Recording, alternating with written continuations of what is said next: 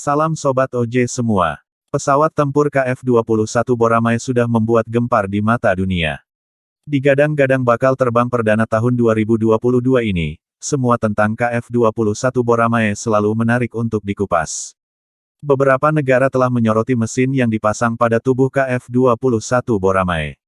Di sejumlah beberapa media juga menyebut KF-21 Boramae yang dikembangkan Korea Selatan menelan biaya $8 miliar, diperkirakan akan melakukan penerbangan perdana pada Juni tahun ini. Perusahaan Kedirgantaraan Korea Selatan, Korea Aerospace Industries (KAI), diharapkan membangun 120 pesawat generasi keempat untuk menggantikan sekitar 240 pesawat F-4E Phantom dan F-5E yang masih digunakan oleh Angkatan Udara. Untuk sistem persenjataannya, pesawat akan menggunakan kombinasi senjata yang dikembangkan oleh perusahaan pertahanan Amerika Serikat dan Eropa. Untuk pertempuran di udara, pesawat KF-21 Boramae akan dilengkapkan dengan rudal udara ke udara jarak jauh, Beyond Visual Range Air-to-Air Missile BVRAAM, Meteor. Sedangkan untuk jarak pendek akan ditambah dengan rudal udara Iris-T. Diklaim sebagai rudal udara ke udara yang paling canggih di dunia, Meteor BVRAAM yang dikembangkan oleh MBDA Systems menggunakan sistem propulsi ramjet yang memungkinkan kecepatannya mencapai Mach 4. Rudal udara ke udara Meteor, yang memiliki panjang lebih dari 3 meter, memiliki jangkauan efektif lebih dari 100 km. Sedangkan kecepatan rudal Meteor 3 kali lebih besar daripada rudal udara ke udara BVR yang ada di pasaran saat ini. Memungkinkannya untuk menghadapi ancaman udara saat ini.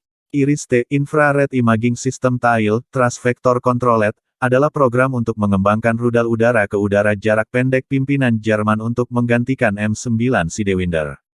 Mulai digunakan pada tahun 2005, rudal udara ke udara jarak pendek Mach 3 Iris-T dikembangkan oleh konsorsium negara-negara Eropa sedangkan Jerman saja mengambil 46% dari pekerjaan pembangunan. Sedangkan negara lain yang terlibat adalah Yunani, Italia, Norwegia, Swedia, dan Spanyol. Selain dua rudal udara ke udara tersebut, perusahaan KAI juga akan mencoba mengintegrasikan rudal udara ke udara buatan Amerika Serikat. M120 dan AIM-9X dengan pesawat tempur KF-21 Boramae. Pesawat tempur KF-21 Boramae juga akan mengintegrasikan bom berteknologi laser. Seperti GBU-12 Pathway 3 dan GBU-54 serta bom berteknologi GPS yaitu Joint Direct Attack Munitions, JDAM, Small Diameter Bombs dan bom cluster CBU-105. Sedangkan untuk standoff attack, pesawat KF-21 Boramae juga akan dilengkapi dengan rudal HARM untuk operasi penghancuran fasilitas radar musuh serta rudal jelajah untuk tujuan menghancurkan benteng pertahanan. Sempat dijadwalkan terbang perdana Juni tahun 2022 mendatang, namun rupanya penerbangan pertama KF-21 Boramae berganti jadwal. Artinya, jet tempur KF-21 Boramae diproyeksikan untuk mengudara di bulan Juli tahun 2022 ini. Korea Aerospace Industries (KAI) mengumumkan di Singapore Air Show bahwa penerbangan pertama pesawat tempur generasi 4,5 KF-21 Boramae akan selesai pada Juli sesuai jadwal. Kami berencana untuk melakukan penerbangan pertama prototipe KF-21 pertama kami pada bulan Juli sesuai jadwal, kata seorang pejabat KAI. Kami sedang bekerja untuk menyelesaikan semua penerbangan uji yang diperlukan sebelum langkah penting ini. Meski tak jadi mengudara Juni nanti, yang pasti jet tempur KF-21 Boramae akan lakukan uji terbang tahun ini. Dan tak bisa dipungkiri keterlibatan Indonesia dalam pengembangan KF-21 Boramae menjadi hal yang sangat luar biasa. Keterlibatan Indonesia dalam pengembangan KF-21 Boramae juga menunjukkan keseriusan Jakarta dalam modernisasi alutsista. Indonesia yang telah lama ikut andil dalam pengembangan KF-21 Boramae juga mengincar keberadaan Rafale. Dan pada Februari lalu, Jakarta berhasil bekerja sama dengan Prancis dalam pengadaan jet tempur Rafale. Apalagi Indonesia juga kedapatan mengincar keberadaan jet tempur F-15 Eagle II. Oleh sebab itu publik Korsel mempertanyakan biaya pengembangan KF-21 Boramae yang dibebankan ke Indonesia. Namun, di beberapa media Korsel menyatakan jika Indonesia tetap berbagi beban biaya dengan Korsel dalam mengembangkan KF-21 Boramae. Indonesia setuju untuk berbagi 1,73 triliun won, atau 20% dari biaya pengembangan, saat berpartisipasi dalam pengembangan KF-21.